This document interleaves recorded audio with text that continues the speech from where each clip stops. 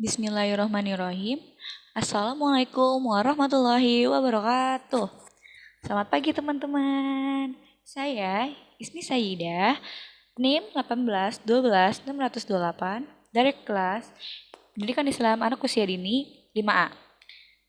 Di sini saya ingin mempresentasikan tujuan dan fungsi perencanaan pembelajaran pendidikan anak usia dini. Sebelum kita ke materi, sebaiknya kita membacakan lafaz basmalah. Bismillahirrahmanirrahim. Baiklah, saya akan mulai materinya. Mohon maaf ya teman-teman, bila kata-katanya itu tertutupi oleh gambar saya. Di sini saya ingin menjelaskan tujuan perencanaan pembelajaran pendidikan anak usia dini. Tujuan perencanaan pembelajaran pada dasarnya adalah rumusan kualifikasi kemampuan yang harus dicapai oleh siswa setelah melakukan proses pembelajaran. Rumusan kualifikasi kemampuan yang harus dimiliki siswa setelah mengikuti pembelajaran tersebut. Dalam pembelajaran tersebut dengan perubahan perilaku atau change of behavior. Adapun beberapa perubahan perilaku tersebut secara garis besarnya meliputi bidang pengetahuan atau kognitif. Jadi pengetahuan itu tuh kalau misalkan si anak sudah mampu, misalnya kayak bisa membaca, menulis, atau berhitung. Lalu sikap atau afektif. Sikapnya itu misalnya si anak di kelas itu dia sikapnya itu pendiam, terus hiperaktif, terus atau suka nangis kelas gitu, dan berbagai macam.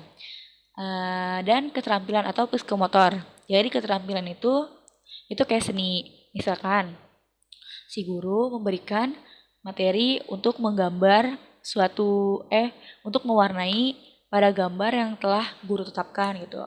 Lalu di situ kelihatan apakah si anak tersebut memiliki sifat keterampilan atau tidaknya gitu. Lalu tujuan pembelajaran adalah rumusan perilaku siswa atau pengetahuan, sikap maupun keterampilan yang harus terjadi pada setiap selesainya proses pembelajaran. Oleh karena itu, rumusan pembelajaran harus mencerminkan perubahan yang spesifik, mudah dikontrol dan diukur dalam setiap jenis perubahan yang telah dimiliki oleh siswa dari hasil belajar yang telah dilakukannya. Lalu di sini ada fungsi perencanaan pembelajaran pendidikan anak usia dini. Di sini terbagi menjadi 6 bagian. Yang pertama itu ada mengorganisir pembelajaran. Apa sih mengorganisir pembelajaran itu? Mengorganisir pembelajaran yaitu proses mengolah seluruh aspek yang berkaitan dengan pembelajaran agar tertata secara teratur, logis, dan sistematis untuk memudahkan melakukan proses dan pencapaian hasil pembelajaran secara efektif dan efisien. Lalu yang kedua itu ada berpikir lebih kreatif untuk mengembangkan apa yang harus dilakukan siswa. Yaitu melalui perencanaan, proses pembelajaran dapat dirancang secara kreatif, inovatif. Dengan demikian, proses pembelajaran tidak dikesankan sebagai suatu proses yang monoton atau terjadi sebagai rutinitas. Lalu yang ketiga itu ada menetapkan sarana dan fasilitas untuk mendukung pembelajaran.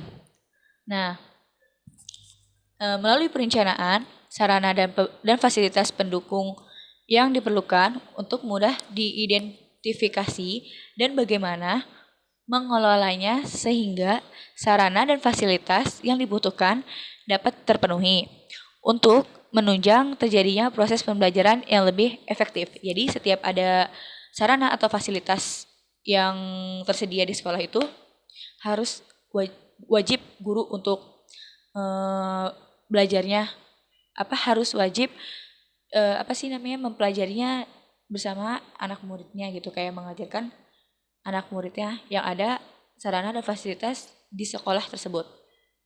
Lalu yang keempat itu memetakan indikator, hasil belajar, dan cara untuk mencapainya. Melalui perencanaan yang matang, guru sudah memiliki data tentang jumlah indikator yang harus dikuasai oleh siswa dari setiap pembelajaran yang dilakukannya.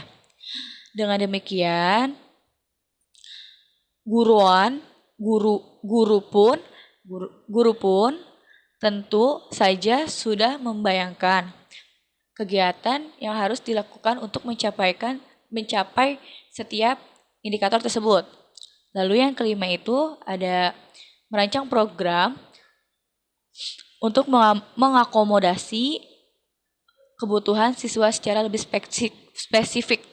Melalui perencanaan, hal-hal penting yang terkait dengan kebutuhan, karakteristik, dan potensi yang dimiliki siswa akan teridentifikasi dan merencanakan tindakan yang dianggap tepat untuk meresponnya. Lalu yang terakhir itu ada mengkomunikasi proses dan hasil pembelajaran. Melalui perencanaan, segala sesuatu yang terkait dengan kepentingan pembelajaran sudah dikomunikasikan baik secara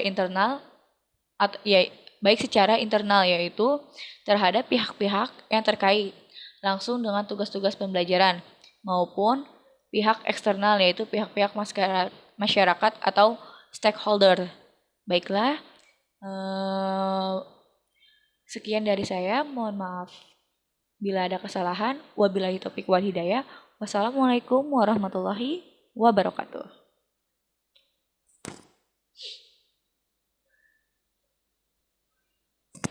Alhamdulillah. Bisa deh.